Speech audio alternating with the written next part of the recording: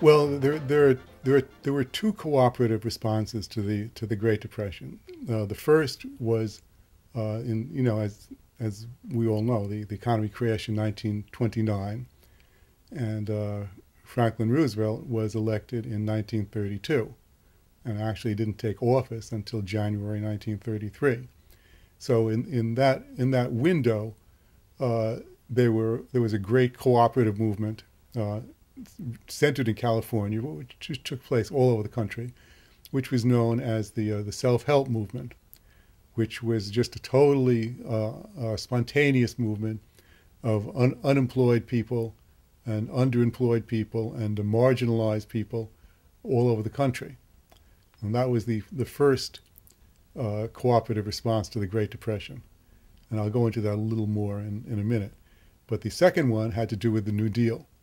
And the New Deal was won by a coalition of progressives who have been fighting for generations. You know, this was the culmination of many generations of progressive struggle, and they had briefly were able to get control of the government, and Roosevelt was well, he was a complex person, but he as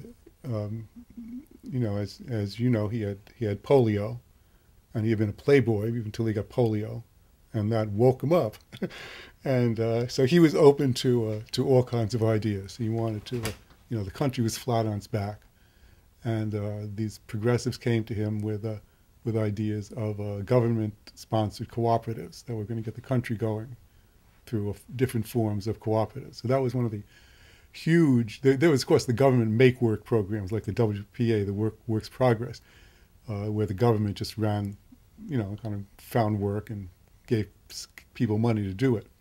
But the other part were these very large cooperative programs, where the government promoted and helped organize all kinds of cooperatives.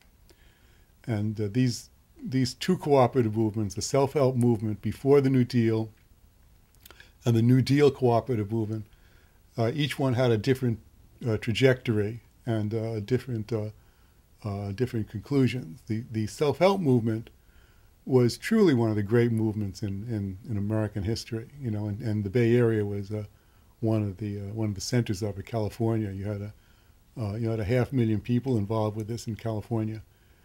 And there was an organization in Oakland called the Unemployed Exchange Association, which started out just as kind of a mutual aid group of people cleaning up their own neighborhood and, kind of trying to arrange barter, trying to facilitate barter between neighbors, opening each other's garages and seeing what was in there that they could each use. And it developed into this large organization, which was kind of self-organized and very democratically run, which had a variety of industries and provided many social services for all of these people. And this took place, from about 1931.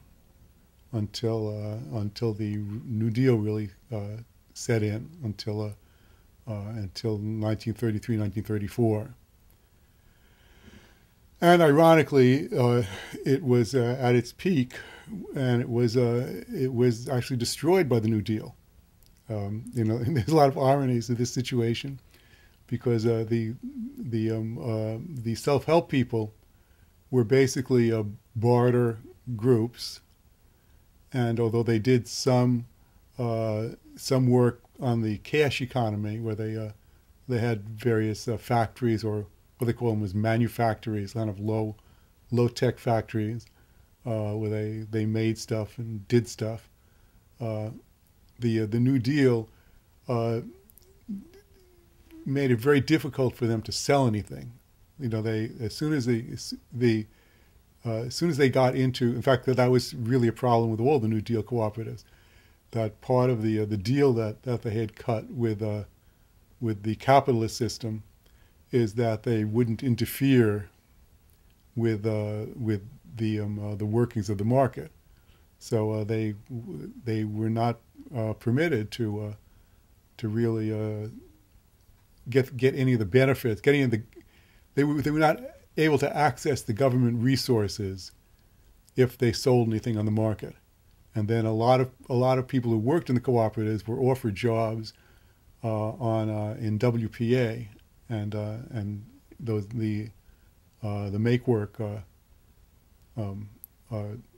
There was another one, CCC. There were a few different programs, but everybody, or a lot of people, particularly the younger people, wanted to get some kind of cash income, and so the leaders of the UXA and the self-help cooperatives tried to get the New Deal, tried to get Roosevelt to approve that working in the cooperatives would count as credits for the WPA, so they could get a little bit of cash in order to do that, and the government would not go along with it. So the result was that large numbers of people who had been working in the cooperatives left, and and became part of WPA, which were only there for a couple of years. They were, they were there briefly, and then they were shut down. But by that time, the self-help cooperatives were largely destroyed.